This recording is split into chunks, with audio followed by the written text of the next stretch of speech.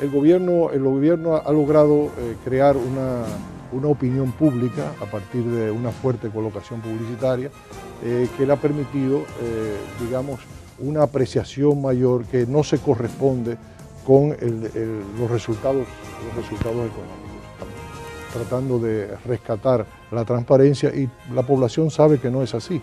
Hay más de 30 casos señalados de corrupción en esta administración que no han sido ni siquiera llevados a la justicia. El último caso es el del ministro de Educación.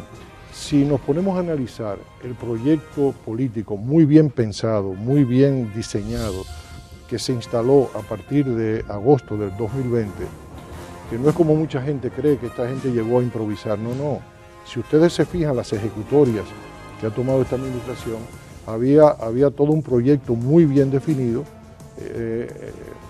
de reducir la capacidad resolutiva del Estado, porque son sectores que entienden de que el Estado tiene que estar reducido a su mínima expresión. Si yo digo lo siguiente, si la situación sigue el deterioro y el malestar creciendo como va, yo no descarto que el actual presidente de la República quede en tercer lugar en las elecciones de mayo.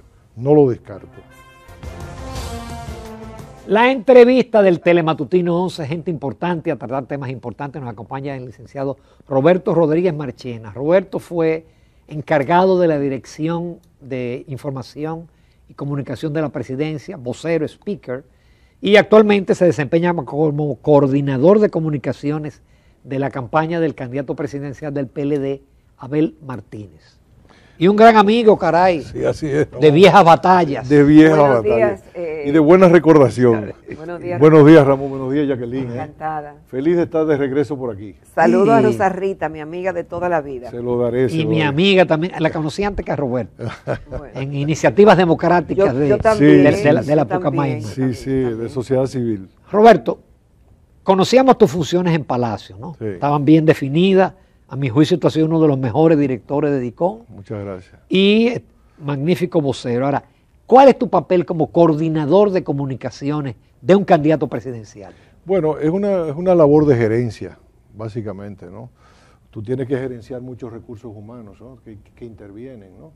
Desde periodistas, camarógrafos, fotógrafos, y bueno, tratar de construir un relato de acuerdo a una estrategia, ¿no? Una estrategia que está definida.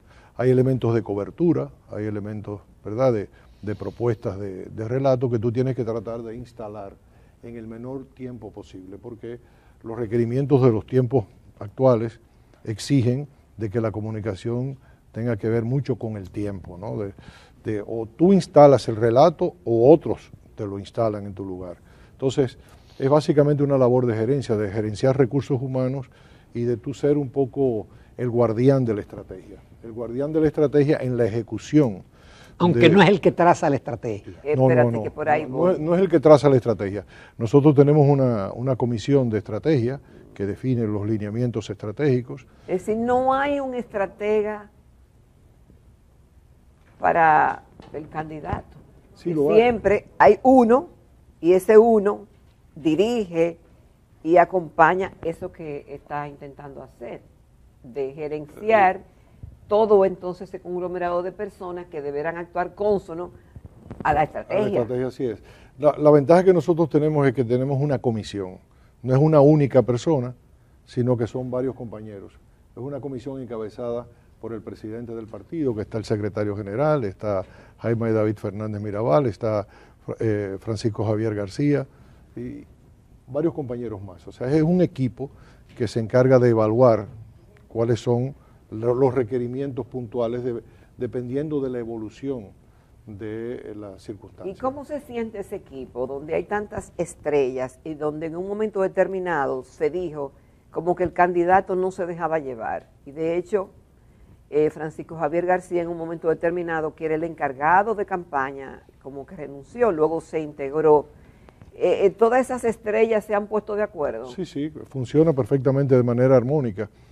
Francisco Javier solo renunció a la parte ejecutiva de las funciones que él tenía, pero la parte estratégica en ningún momento. Siguió siendo miembro de la Comisión de Estrategia y sigue muy activo y ofreciendo sus contribuciones. Porque lo que no hay es la figura de un jefe de campaña, como se sí, lo hay, que es Andrés Navarro. Andrés Navarro. Ahora, que se llama coordinador de campaña. Sí, coordinador, sí, pero es Andrés Navarro, ¿no? Que es una persona sumamente competente, ¿no?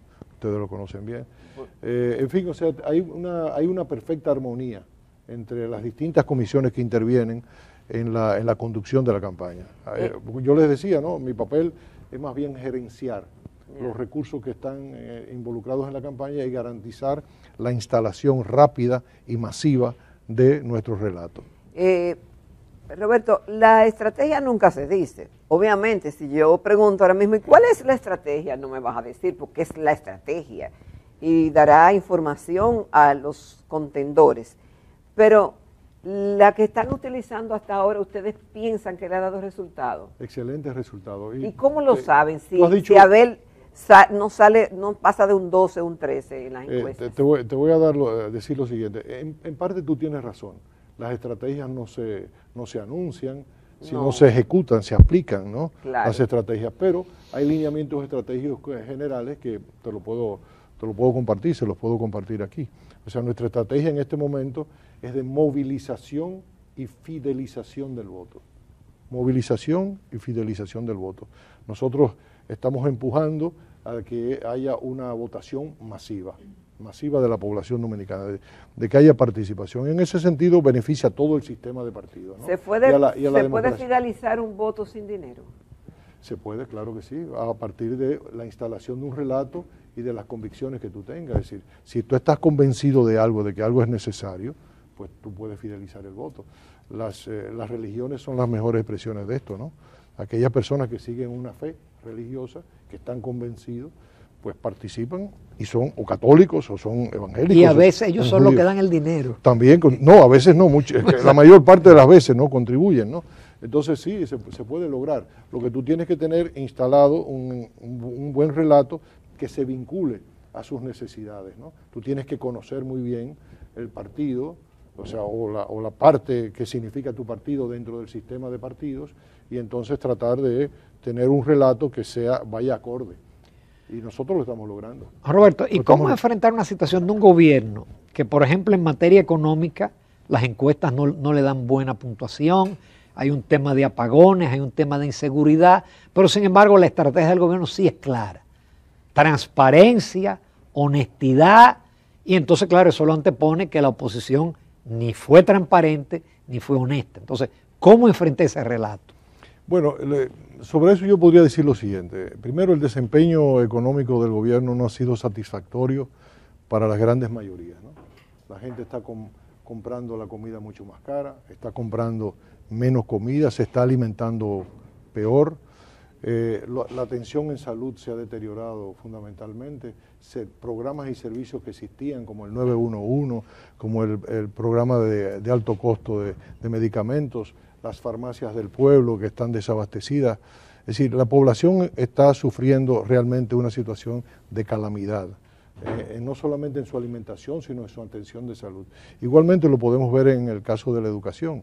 Es decir, los índices de satisfacción de la población con las políticas educativas, comenzando por el plan de alimentación escolar, son terribles, ¿no? Y todo lo que estaba vinculado al plan de alimentación escolar, todo ese tejido microempresarial que suplía el plan de alimentación escolar también ha sufrido grandes embates. Por otro lado, la política de esta administración pues ha, en cierto modo, descuartizado la estabilidad de la burocracia estatal. Esta administración llegó con unas ganas irrefrenables y no entendió de que era necesario la estabilidad de la burocracia del Estado, porque eran personas que habían adquirido una experiencia, unos conocimientos, el manejo de procesos, y fue totalmente desarticulada. Eso realmente afectó. El gobierno ha logrado crear una opinión pública a partir de una fuerte colocación publicitaria que le ha permitido, digamos, una apreciación mayor que no se corresponde con los resultados económicos. Actualmente su campaña, como bien tú apuntas, Ramón, está tratando de rescatar la transparencia y la población sabe que no es así. Hay más de 30 casos señalados de corrupción en esta administración que no han sido ni siquiera llevados a la justicia. El último caso es el del ministro de educación. Con esto no estoy diciendo de que sea culpable, sino que se rumora, está el caso del Intrante, muchísimos casos más de 30 casos. Es decir, el gobierno está utilizando un recurso que la gente poco cree. Es decir, este es un gobierno que goza de poca credibilidad, o sea, de las cosas que dice, porque la gente lo contrasta, ¿no? Usted no puede decir que ahora hemos reducido pobreza cuando la gente está teniendo mucho mayores dificultades, ¿no? Entonces, si usted va a los colmados, a ese gran tejido de colmados que hay en el país, a los supermercados, a las farmacias, a las EDES, por ejemplo, usted va a las oficinas de las EDES, usted va a encontrar un estado de irritación en la población, porque no solamente es el apagón, sino también facturas mucho más caras, ¿no? Entonces, hay una situación muy difícil para el gobierno. Si yo digo lo siguiente, si la situación sigue el deterioro y el malestar creciendo como va, yo no descarto que el actual presidente de la República quede en tercer lugar en las elecciones de mayo. No lo descarto, porque la evolución de la situación va en muy desfavor de la actual administración. Y yo le diría a ustedes, si nos ponemos a analizar el proyecto político muy bien pensado, muy bien diseñado, que se instaló a partir de agosto del 2020, que no es como mucha gente cree que esta gente llegó a improvisar, no. Si ustedes se fijan las ejecutorias que ha tomado esta administración, había todo un proyecto muy bien definido de reducir la capacidad resolutiva del Estado. Todos estos recortes que ha habido en los programas sociales, del sacudimiento de la burocracia estatal, forman parte de un proyecto muy bien estructurado de reducir la capacidad resolutiva del Estado, porque son sectores que entienden de que el Estado tiene que estar reducido a su mínima expresión. Perdón, Roberto, pero sin embargo la empleomanía ha crecido. Se ha reducido, todavía no nos hemos recuperado a la cifra prepandemia, todavía no se ha recuperado. Muchas de las personas que fueron canceladas, pues se reciclaron como cuentapropistas, como micro, pequeños empresarios, es decir, no se ha recuperado. En algunos sectores sí, pero no en la totalidad. No, yo me refiero a la empleomanía del gobierno. La empleomanía del gobierno, bueno, ya eso es otra cosa. O sea, ha aumentado la nómina estatal, ha aumentado también el costo de la nómina estatal porque han implementado mayores salarios, ¿no? Entonces, les decía que el actual presidente de la República, para ese proyecto de continuar reduciendo la capacidad resolutiva del Estado, no es el mejor candidato. En circunstancias como esta, ustedes que son estudiosos de la ciencia política, hubiesen recomendado que ese sector se hubiese agenciado un candidato distinto para que pudiera generar esperanza. Pero lo que estamos viendo es que quiere reelegirse, lo han propuesto como candidato a quien ha ejecutado las políticas que han despojado a la población de estabilidad, de garantías. Ustedes señalaban ahorita hace un momentito el tema de la caída de las exportaciones. Ustedes comentaban eso, ¿no? Portada del periódico Diario Libre. Y eso es algo significativo, que tiene mucho que ver con una ausencia de una política clara de estímulo a los sectores productivos nacionales. No ha habido, porque yo les digo lo siguiente, estamos en un mundo, y tú lo sabes, Ramón, del llamado decoupling. O sea, el tema de Ucrania no es el tema de Ucrania en el punto de vista militar. Lo que se está fomentando es un desacoplamiento de todo el fenómeno que vivimos de la globalización, ¿no? En la que hay poderes. Tenemos a Estados Unidos, tenemos a China, tenemos a Rusia y otros pequeños mucho más emergentes. Pero la estrategia que va marcando la pauta para nuestra región es el desacoplamiento. Y ya recordamos cómo Janet Yellen, la secretaria del Tesoro norteamericano, hablaba del friendshoring y del nearshoring, es decir, una estrategia muy clara de recomponer las relaciones con los mercados más cercanos, mercados también afines desde el punto de vista de los valores democráticos, para crear un nuevo y robusto bloque económico. Entonces, yo no veo de parte de la Cancillería Dominicana, ni del Ministerio de Industria y Comercio, ni de Hacienda, una estrategia clara de nosotros vincularnos a esa nueva estrategia de los Estados Unidos, ¿no? Porque nuestro socio comercial, por muchísimas razones que todos conocemos, son los Estados Unidos. Entonces, ¿cuál es la estrategia que tenemos hacia los Estados Unidos para convertir a la República Dominicana en una oportunidad para ese friendshoring y el nearshoring? O sea, tenemos los dos elementos, estamos cerca y además compartimos valores democráticos con los Estados Unidos. Entonces, todavía no han hecho la tarea, y eso explica este problema que ahora tenemos de la caída de las exportaciones. En el caso haitiano, como decías tú, la parte formal, la que informa aduanas, pues tiene mucho que ver con el error que se cometió frente a Haití, porque usted, ante un conflicto fronterizo de esos que son usuales en las fronteras en cualquier país del mundo, usted lo que trata de evitar a través de la diplomacia es el escalamiento del problema, ¿no? Entonces la respuesta del gobierno dominicano fue escalar el conflicto, un absurdo del punto de vista diplomático, ¿no? Un absurdo la solución que tomó el gobierno dominicano, y las consecuencias las estamos viendo, no solamente en las exportaciones, sino que también en el funcionamiento de muchas empresas, no solo de la frontera, sino en Santiago y en la capital, que el 20-25% de su producción tiene como destino Haití. No, pero vamos a una pausa, pero la responsabilidad es compartida de lo que está pasando, porque tampoco los gobiernos del PLD afrontaron el problema como debía ser. Vamos a una breve pausa, volvemos con Roberto Rodríguez Marchena. Continuamos esta mañana en Telematutino 11, nos acompaña el licenciado Roberto Rodríguez Marchena. Él es coordinador de comunicaciones de la campaña del candidato presidencial Abel Martínez.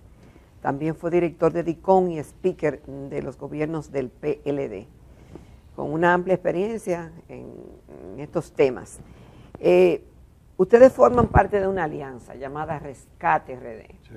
Lo que se va a rescatar es porque se está perdiendo. Así es. Ahora, estamos en un nuevo orden mundial, sí, y la República Dominicana no es la excepción. Sí. Obvio que lo que pasa afuera tiene que tener alguna repercusión adentro, en razón de que somos parte del mundo. Sí. Y obviamente que hay que tomar medidas distintas. Por ejemplo, ¿qué ofrece Rescate RD? Porque si bien es cierto, el PLD tuvo grandes luces, hay sombras, como mencionaba Ramón. Se le cuestiona como un gobierno corrupto, que fue poco transparente, que debieron hacer cosas que no hicieron. Pero entonces, ¿con qué viene Rescate RD distinto frente a la realidad que está viviendo el mundo actualmente? Mire, lo fundamental de la Alianza Rescate RD, y sobre todo la posición nuestra desde el Partido de la Liberación Dominicana, se basa en el eje del amor al prójimo. Amor al prójimo. Esa es la esencia de nuestro esfuerzo político. O sea, todo lo que hacemos políticamente se inspira en el amor al prójimo. Pero no lo llevo en mi corazón, no es que lo llevo en mi corazón, sino que lo llevo en todas las acciones públicas y las políticas públicas. Si usted se pone a ver, Jacqueline, lo que ha significado la obra del PLD durante 20 años de gobierno, hay un énfasis, hay una preocupación por lograr una armonía de la sociedad, en la que los empresarios puedan tener la oportunidad de desarrollar sus negocios para beneficio de sus familias, y al mismo tiempo también de los trabajadores y de la clase media que conforman la sociedad. Pero no se logró.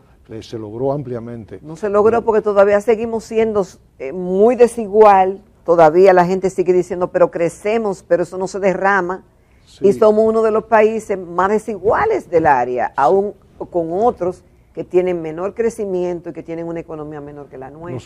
Nosotros los gobiernos del PLD lograron reducir las desigualdades en la República Dominicana. Reducimos la pobreza, la llevamos al 20 punto y algo por ciento de la pobreza. Incluso la clase media dominicana era mayoritaria cuando nosotros nos fuimos del poder en el año 2020.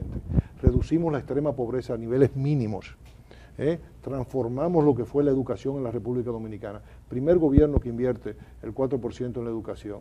Construimos 26.000 aulas, construimos las estancias infantiles, perdón. O sea, yo lo que estoy pidiendo es una comparación. Dígame qué otro gobierno en la República Dominicana, Partido Reformista, PRD o PLD, ha tenido un mejor desempeño históricamente. Nadie se equipara al Partido de la Liberación. Todos los programas sociales surgieron. Todos, pero que no lo hicimos procurando una fractura social. Al contrario, los gobiernos del PLD impulsaban políticas sociales en armonía con los sectores empresariales. No es la pugnacidad de enfrentar, como otros gobiernos que pudo haber en América Latina o que hay en América Latina, en pugna con los sectores empresariales. Al contrario, en ningún gobierno de la República Dominicana los empresarios han ganado más dinero que en los gobiernos del PLD.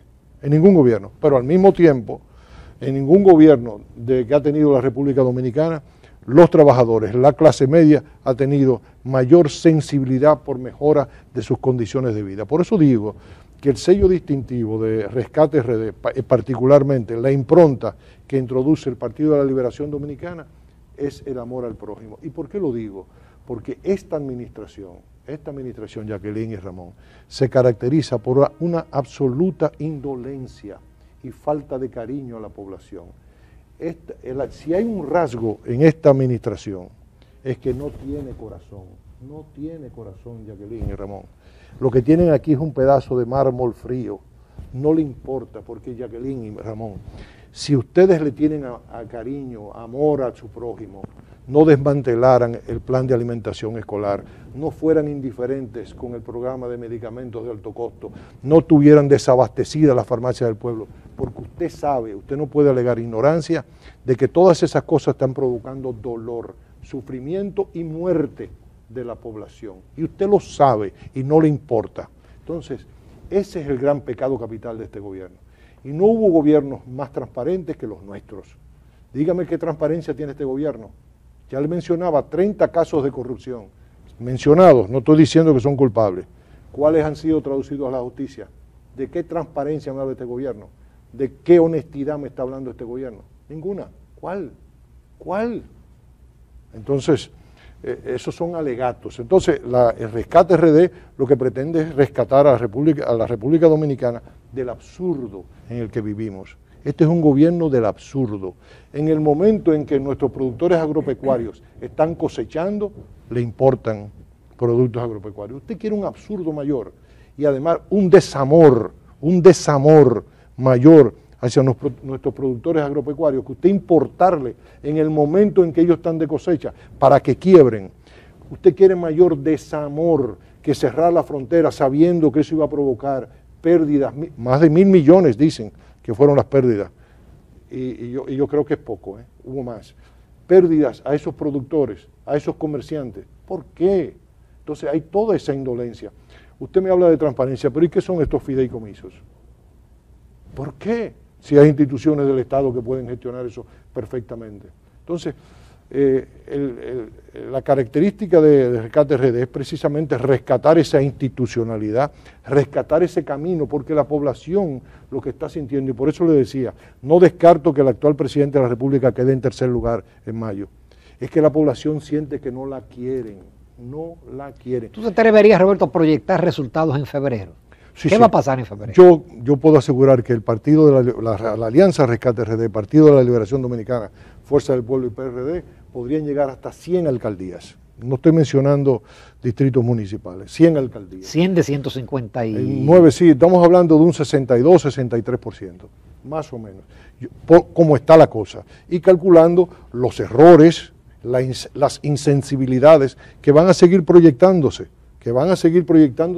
durante las 6 semanas que todavía quedan, porque tú tienes que calcular que nuestro adversario va a seguir cometiendo errores, los va a seguir cometiendo. En el caso nuestro, Rescate RD se compacta cada vez más, hay una mayor compactación, porque venimos de la disgregación y entonces vamos camino a la compactación, de modo que yo por ahí veo la cosa.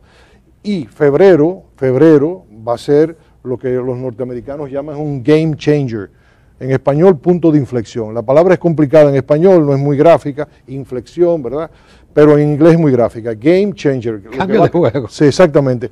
Ese elemento que va a cambiar o que va a acelerar un proceso. Entonces, los resultados de febrero van a permitir que la población sienta más confianza en sí misma y que comprenda que con su voto sí puede cambiar las cosas, ¿no? Entonces, yo creo que el gobierno ahora mismo está en serios apuros, aunque la opinión pública construida e instalada con muchos recursos publicitarios diga otra cosa, pero la realidad es de grandes dificultades, tiene enormes dificultades de desempeño y de afecto público. Roberto, muchísimas gracias por tu participación. Entonces vas rápido. Tremendo vocero. No, sigue siendo un gran speaker. Muchas gracias. Y es más difícil porque ser speaker de la oposición es más difícil que ser speaker de Bueno, pero sí, lo es, porque uno, en el caso de portavoz del gobierno, uno habla de realizaciones, en este caso uno lo que habla de anhelos, de esperanza, ¿no? Así es. Muchísimas gracias, Gracias a Roberto. ustedes. Gracias. Te esperamos con mucha frecuencia de aquí a febrero Gracias. o de aquí a mayo. Gracias.